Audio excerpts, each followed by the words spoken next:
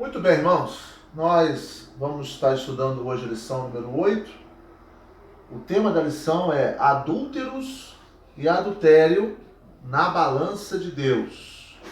Nós vamos estudar o 7º mandamento, não adulterarás. E o texto base é Êxodo 20, o versículo 14, que diz, não adulterarás.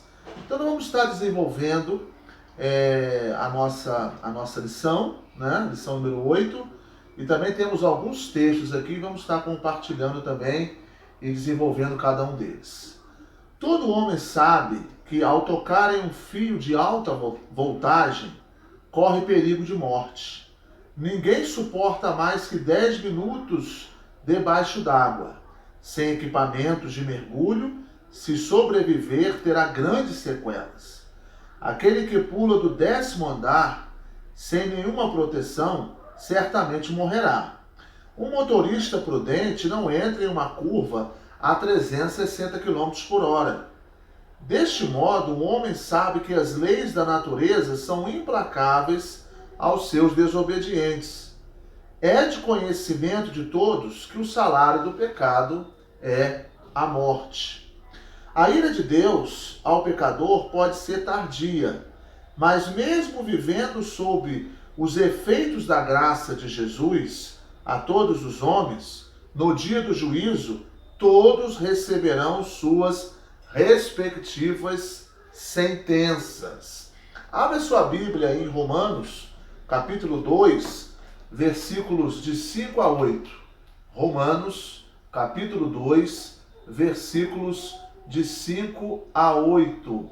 Vamos estar lendo aí o primeiro texto proposto aí pelo autor, que diz o seguinte: mas, segundo a tua dureza e coração impenitente, acumulas contra ti mesmo ira para o dia da ira e da revelação do justo juízo de Deus, que retribuirá a cada um segundo o seu procedimento. Então, esses dois primeiros textos aqui, esses dois primeiros versículos aqui, fala dessa dureza de coração, daquele coração duro, aquele coração impenitente, aquele coração que vai acumulando contra ele mesmo ira, para o dia da ira de Deus e também da revelação do juízo de Deus. E aí, versículo 6 diz que Deus irá retribuir segundo o nosso procedimento. O que cada um fez será então retribuído pelo que fez.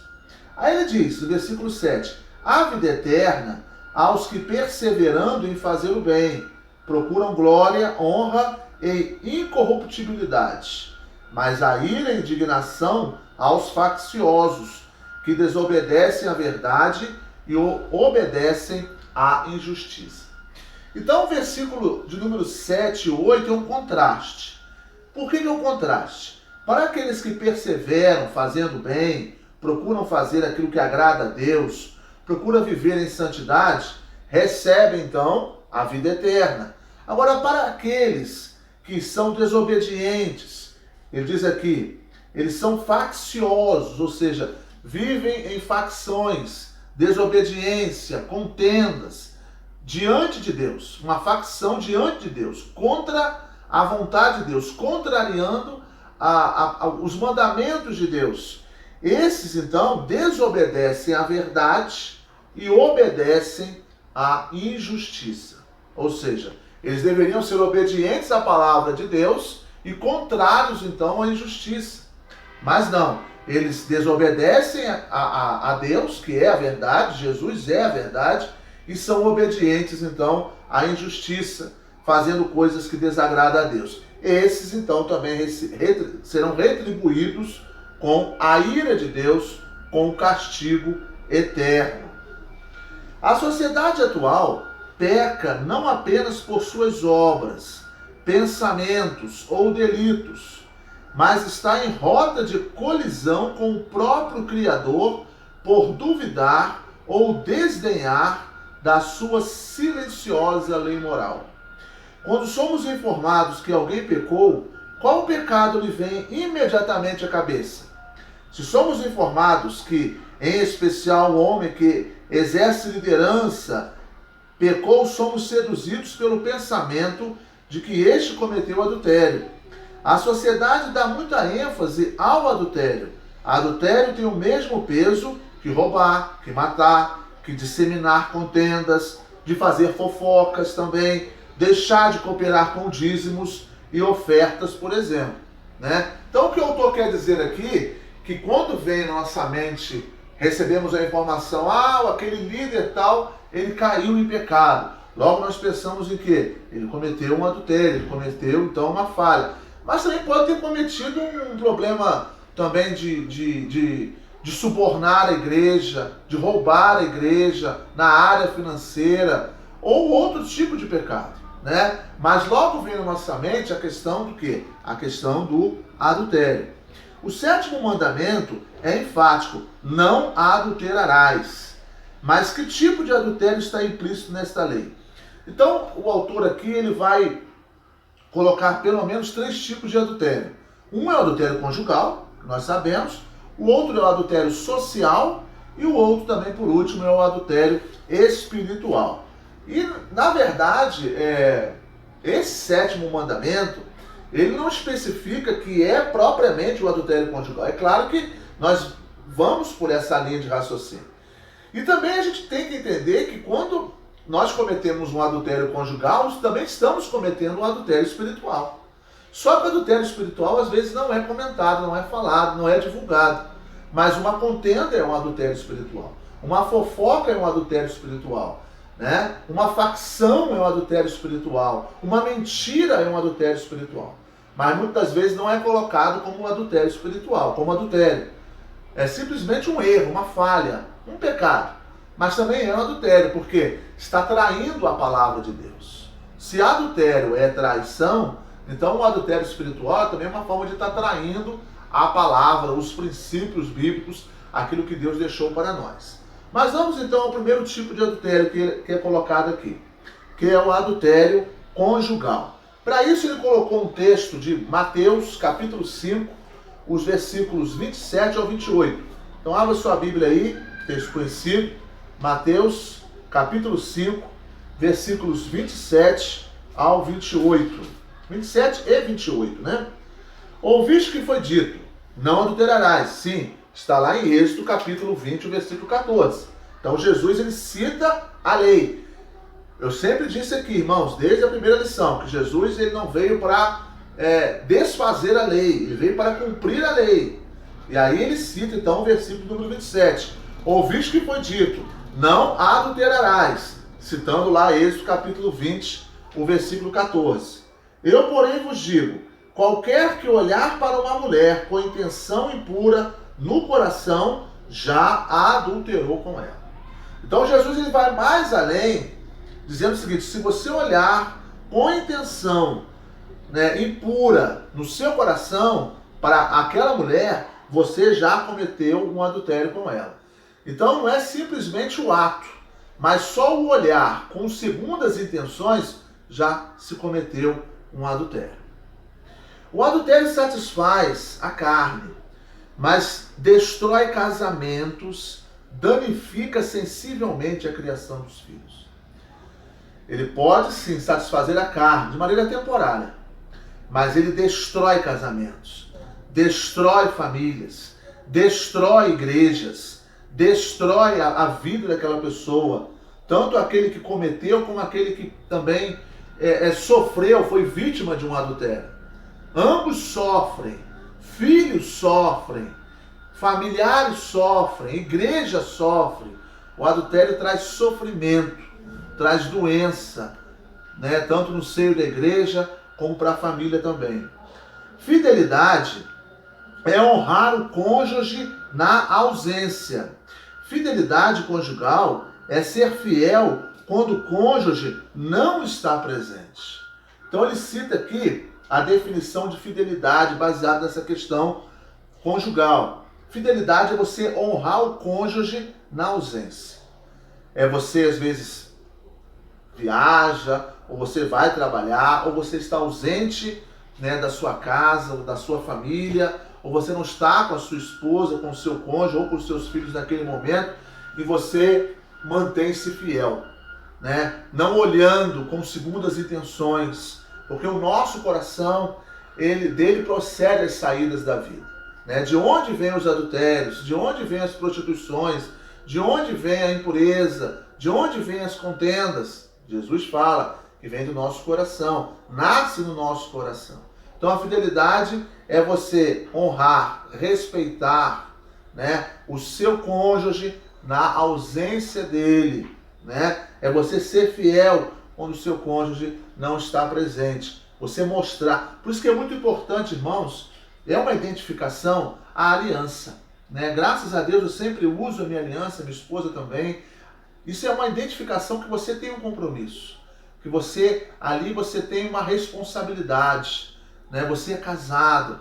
Muitas pessoas, maridos ou esposas, não usam mais aliança. Por favor, use a sua aliança. Demonstre que você tem compromisso, que você tem uma responsabilidade, né? Que você cuida e você também é cuidado. E isso é muito importante. Seja onde você estiver, você tem uma identificação ali, e aquela pessoa ali é casada. É claro que isso daí não quer dizer que há muitas pessoas também que usam aliança e são infiéis, infelizmente. Mas é uma identificação. É uma identificação e é importante que você use ela, né? Que você use, com ou sem o seu cônjuge, você esteja ali mostrando que você tem uma responsabilidade, que você tem um compromisso, que você tem uma aliança e que essa aliança não será quebrada, né? Jesus uniu vocês e vocês têm essa aliança. A aliança é um pacto, né? É um compromisso que você tem, não só com Deus, mas também com o seu cônjuge. Amém, irmãos? Que possamos pensar dessa maneira. O Senhor Jesus confirma o 7º mandamento e o intensifica.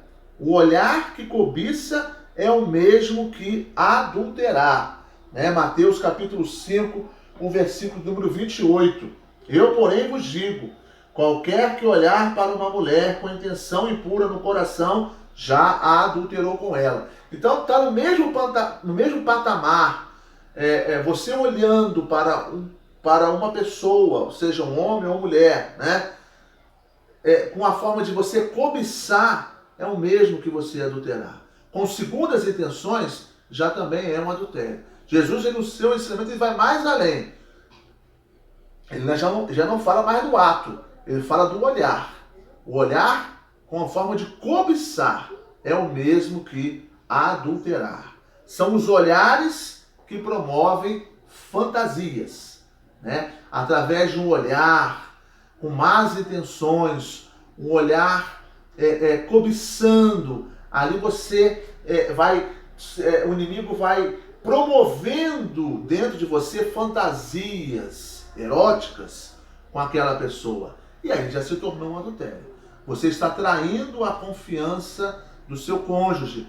Você está cometendo ali um adultério. Você não está mais honrando o seu cônjuge. Ele pode estar presente com você ali, você dizendo que a ama, mas o seu olhar está focado, cobiçando aquela outra pessoa com segundas intenções, e esse olhar já vai promovendo, então, fantasias que vai distanciando você da presença de Deus e também cometendo adultério com o seu cônjuge. A minha oração é para que meus olhos, isso é uma oração que ele faz, né?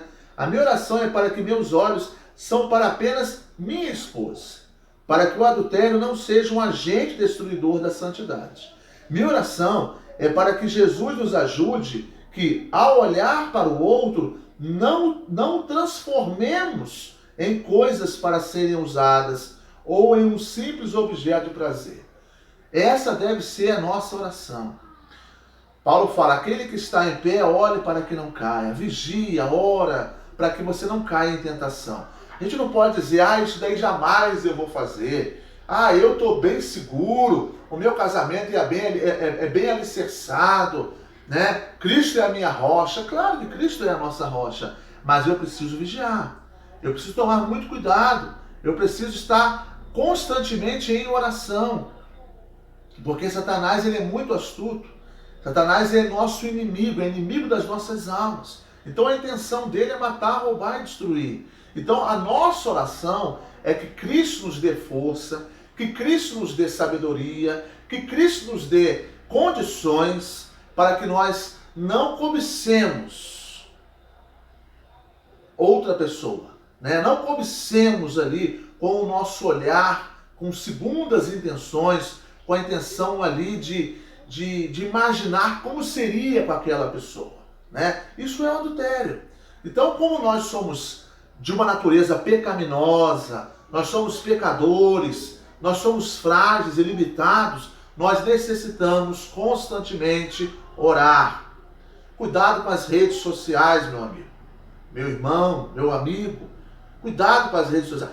Cuidado com o que você vê nas redes sociais. Ali há um caminho tortuoso, mas você pode controlar com o seu dedo o que você quer realmente assistir. Então procure assistir coisas que vão edificar você e também o seu cônjuge e a sua família. Não vá para caminhos tortuosos, caminhos largos, mas o fim deles é a perdição. Há muitos casais, né, já separados por causa da pornografia, por causa das mídias sociais, né? Elas são bênção, mas para aquele que está com o seu coração inclinado para Deus. Agora, se você não tiver o seu coração inclinado para o Senhor e para a sua palavra, ela pode se tornar uma grande maldição na tua vida. Então tenha cautela, tenha cuidado, tenha prudência, tenha vigilância, né? Não tenha segredos com o seu cônjuge. Seja transparente, ore juntos, para que você não caia, então, na cilada do inimigo. A sociedade atual precisa entender que o 7º mandamento vai muito além de um simples não. Ao anunciar que adultério é um pecado moral, o Senhor demonstra que nos ama e nos protege do perigo, pois todos aqueles que estão em adultério estão ferindo a si próprio, ao cônjuge, aos filhos inocentes e, não obstante, também a santidade de Deus. Então, há um estrago enorme no adultério.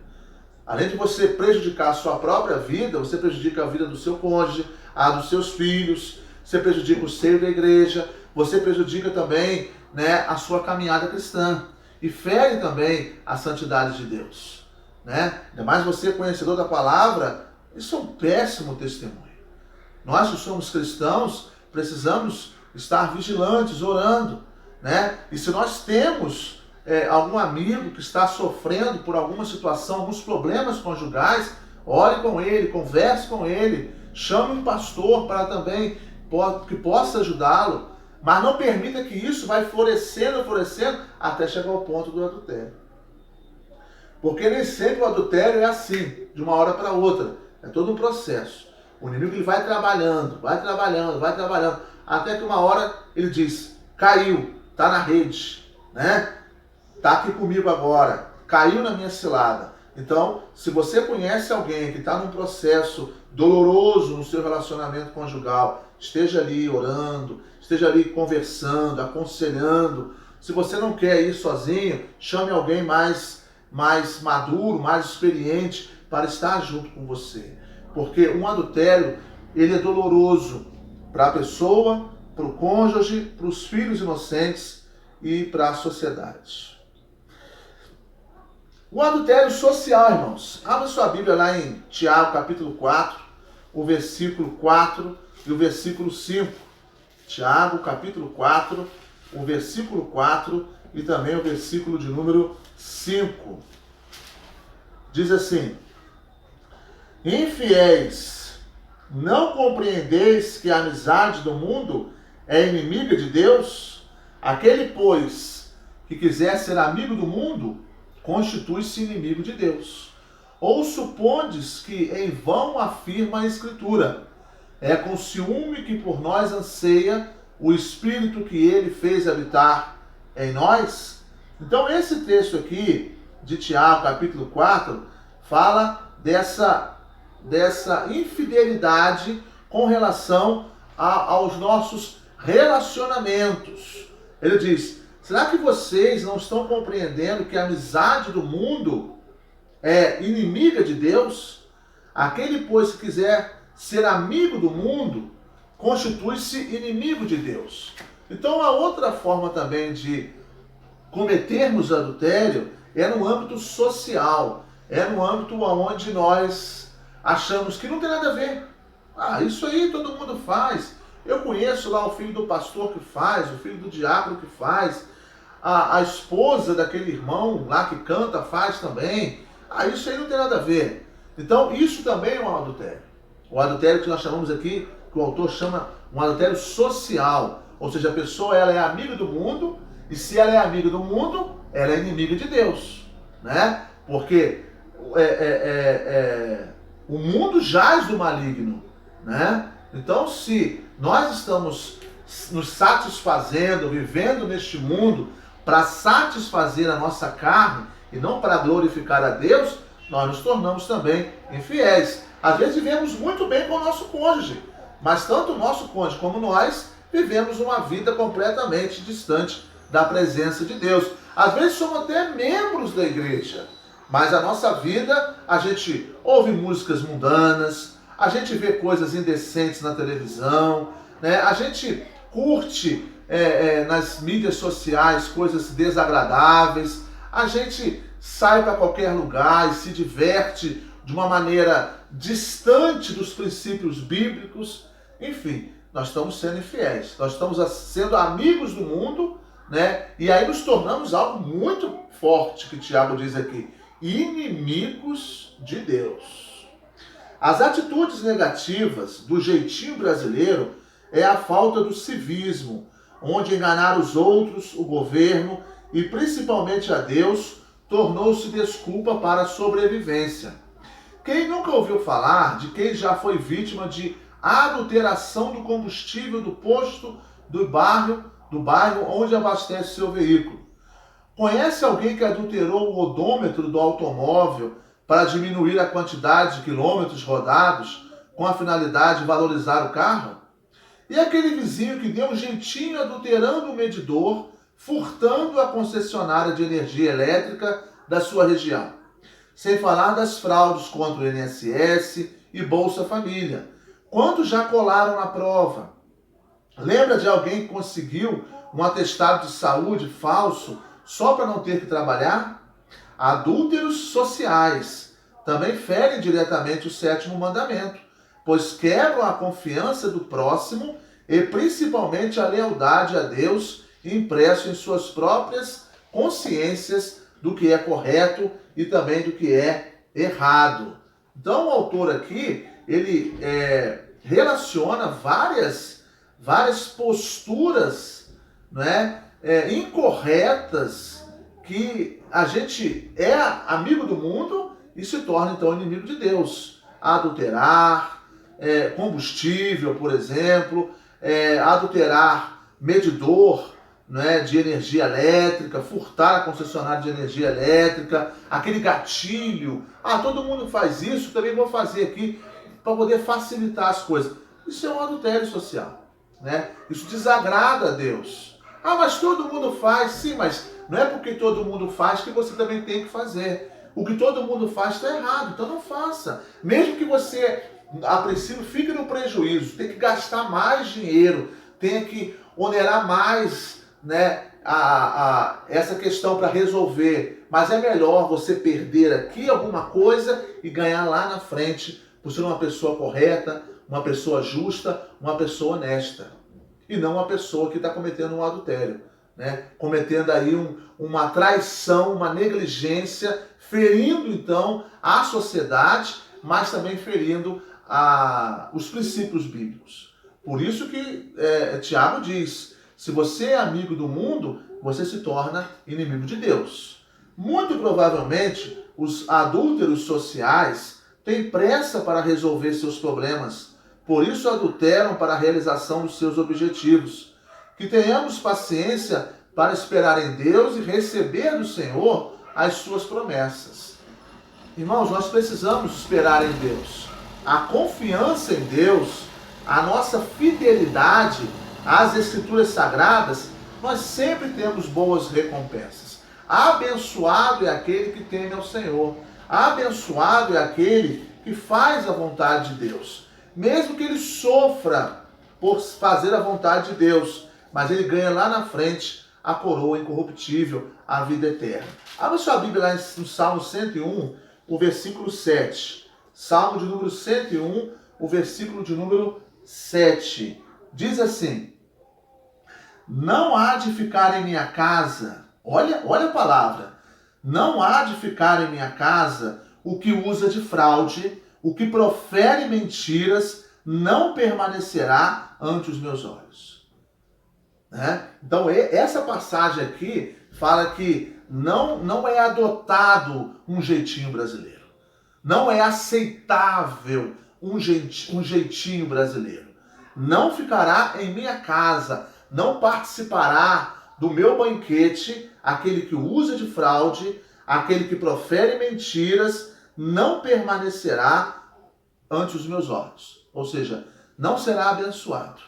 Ele pode ser bem-sucedido aqui na terra, mas sofrerá por causa dos adultérios cometidos e não ter se arrependido dos seus adultérios sociais, né? Então diz, não ficará em minha casa, não participará comigo, não tem parte comigo aquele que rouba, aquele que é desonesto, aquele que não cumpre a palavra de Deus, né? Ele diz, o que profere mentiras, né? O que profere mentiras não permanecerá diante dos meus olhos. Ou seja, não está me agradando, não está fazendo a minha vontade. Então que nós possamos, irmão, através desse salmo, né, um salmo tão assim claro, tão objetivo, possamos acordar.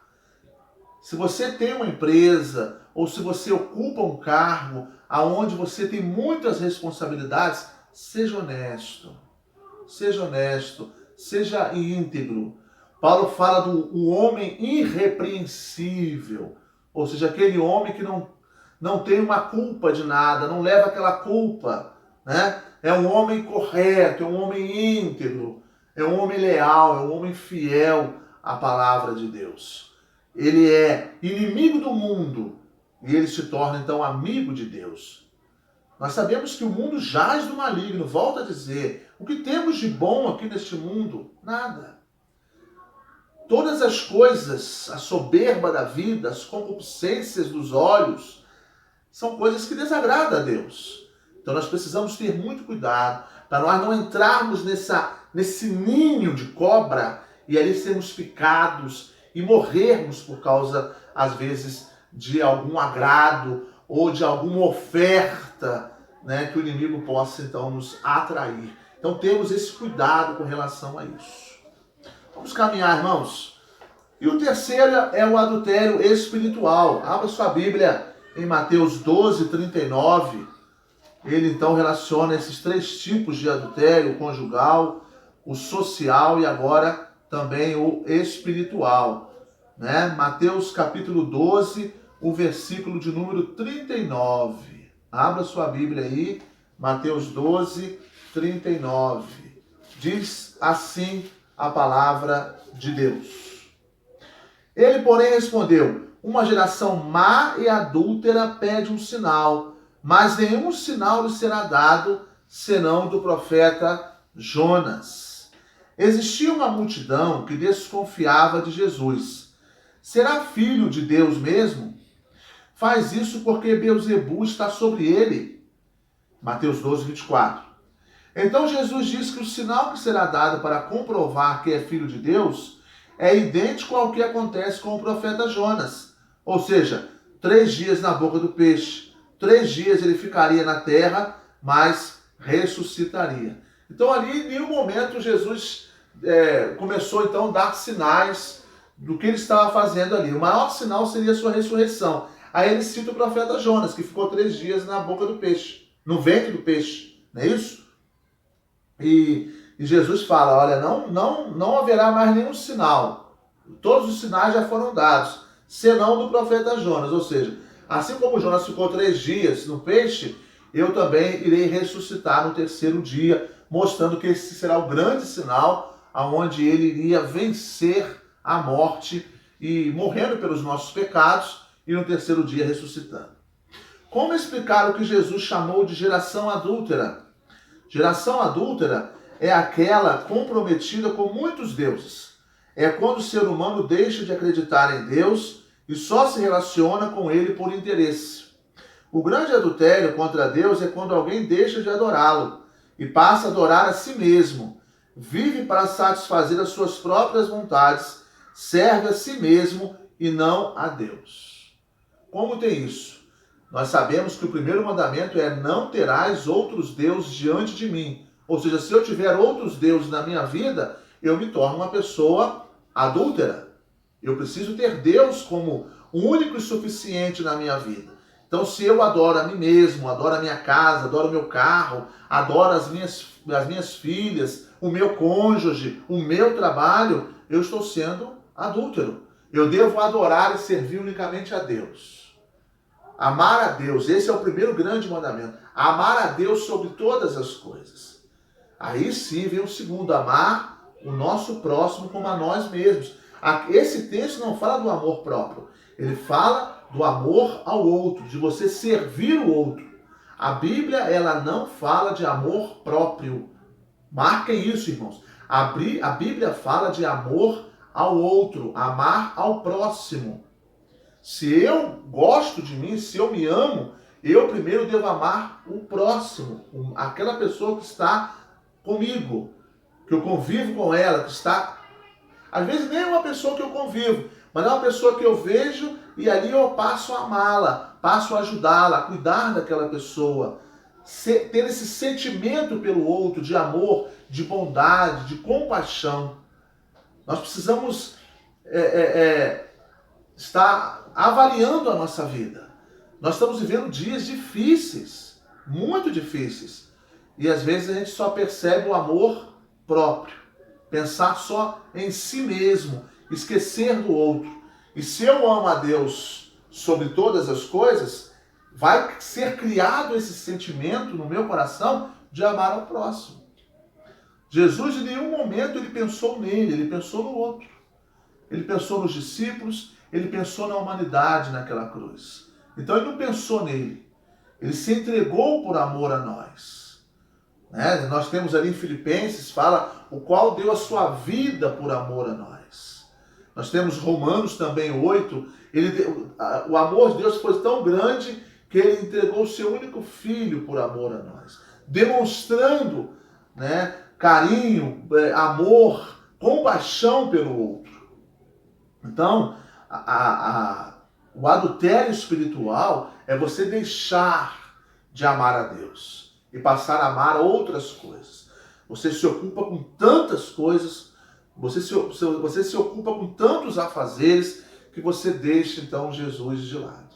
E aí você olha para Mateus 6,33, mas buscai primeiro o reino de Deus e a sua justiça. Ou seja, adore Ele. Não há possibilidade de você adorar a Deus e a Mamon, que é o Deus da riqueza. Precisamos escolher quem nós vamos adorar. Escolhemos Deus, então vamos servir a Deus. Deus sabe que eu preciso comer, beber, vestir. Deus sabe de todas as coisas. Mas eu preciso caminhar com Deus, andar com Deus, ter uma vida para glorificar a Deus, buscando fazer a vontade dEle, mesmo com as minhas falhas, com os meus erros, pedindo perdão pelos meus pecados, mas reconhecendo que eu sou dependente do Senhor. Eu preciso dEle constantemente. O adultério espiritual é quando você passa a servir outros deuses, que muitas das vezes não é um Deus de barro, não é um Deus de gesso, não. Às vezes são falsos deuses que estão no nosso coração. O nosso coração muitas vezes é cheio de ídolos. Então precisamos começar a pedir a Deus para criar em nós um coração puro. Pedir a Deus para cuidar do nosso coração, tratar o nosso coração, porque às vezes há o orgulho, há o egoísmo, há a vaidade, há a soberba da vida, e são ídolos que muitas vezes eu adoro, revenero na minha vida e acabo então me distanciando da presença de Deus. Para pensar e agir, o adultério destrói o equilíbrio familiar, com certeza, seja o conjugal, seja o social ou seja o espiritual. Quando os pais adulteram, certamente a harmonia e o exemplo moral são dilacerados. Os adúlteros não são mais para os filhos um modelo moral. Como é triste. Como triste às vezes você vê casamentos sendo desfeitos e a credibilidade que você tinha com os seus filhos, ela vai se perdendo. E para você alcançar novamente a credibilidade com os seus filhos é muito difícil. Não é a mesma, mas é muito difícil você alcançar novamente uma boa credibilidade com os seus filhos depois de um delito cometido. Então vigia, ora. Não bata no peito achando que você está livre disso. Todos nós estamos propensos a cair. Mas que a graça de Cristo e a sua comunhão com Jesus Cristo possa te fortalecer para que você não caia e esteja entristecendo a Deus e também fazendo com que a sua família sofra. Como devemos agir quando o nosso vizinho idólatra prospera e o crente fiel ainda aguarda as bênçãos vindas do Senhor? Como tem pessoas que são evangélicas que têm uma inveja de ver o outro prosperando. Ora, se Deus está dando possibilidade ou permitindo que ele prospere, amém. Ah, mas eu sou um crente em Jesus Cristo, entrego o meu dízimo, entrego as minhas ofertas, não falta o culto e Deus não esteve me abençoando. O salmista fala, não fique indignado com a prosperidade do ímpio, cedo serão ceifados. Ora, agradeça a Deus pelo que você tem, esteja contente pelo que Deus está te dando, não está te faltando nada. Ah, mas ele troca de carro todo ano e eu tenho meu carro já há mais de 10 anos e não troco. Mas você tem uma condução, você tem um carro. Se você não tiver um carro, você tem um ônibus, tem uma bicicleta, você tem os seus pés, as suas pernas para caminhar, para andar. Agradeça a Deus. Mesmo nas pequenas coisas, esteja agradecendo a Deus. E não crie esse sentimento faccioso e que também se torna um adultério, que é a inveja, o ciúme. Isso vai distanciando você da presença de Deus. A atual geração de evangélicos são interesseiros, ou seja, só se relaciona com Deus por causa das suas bênçãos. Infelizmente, há muitas pessoas que vão para a igreja, pastor, ora por mim, eu estou passando por um problema, e aí nós oramos por ela e ela nunca mais aparece. Então, é uma geração de interesse, geração de interesseiros, que só procuram a igreja, só procuram uma oração quando estão passando por algum problema. O problema cessou e não volta mais à igreja, não tem mais comunhão com Deus. Aí a coisa aperta novamente, ele volta para a igreja pedindo oração, de repente melhora. Isso é adultério, adultério espiritual. Não seja assim, tenha um compromisso. Se você quer alcançar a salvação em Cristo Jesus, diz o texto, Mateus 24:13, mas aquele que perseverar até o fim será salvo. Então, se você continuar com esse jeitinho interesseiro de procurar somente a igreja em momentos de dificuldade, você não será salvo. A salvação vem através da perseverança. Ela vem através de Cristo Jesus, é pela graça de Cristo, sim, por meio da fé, que é um dom de Deus também, mas também vem através da sua perseverança, da sua caminhada cristã, mesmo com as suas falhas, com as suas dificuldades, as suas limitações, mas é através da perseverança em Cristo Jesus. Então, o jeito interesseiro, a forma interesseira de viver, isso não agrada a Deus. Quero concluir, irmãos, com Abacuque. Abra sua Bíblia aí, Abacuque 2:4. Nós queremos compartilhar esse texto, logo depois fazermos uma oração. Abacuque capítulo 2, o versículo de número 4. O texto diz assim, nós vamos lá, abra sua Bíblia lá em Abacuque capítulo 2, o versículo 4. Eis o soberbo, sua alma não é reta nele, mas o justo viverá pela sua fé. Então aqui ele fala da soberba, ele fala do orgulho, ele fala da vaidade. Ele diz que a alma dessa pessoa que vive no orgulho, que vive na vaidade, não está de acordo com os princípios bíblicos. Mas o justo, ele sim viverá pela fé. Que nós possamos, irmãos, viver pela fé. Né? Que possamos caminhar com Cristo, independente das circunstâncias que nós enfrentamos, das lutas que nós passamos, mas que possamos viver na presença do Senhor. Vamos fazer uma oração, irmãos? Pai de amor, nós queremos te agradecer pelo teu cuidado, agradecer, ó Deus, pela tua soberania, pelo teu amor. agradecer, ó Pai, pela tua compaixão e pela tua misericórdia. Nos ajude, ó Deus, a caminhar contigo. Nos ajude, ó Deus, a fazer a tua vontade.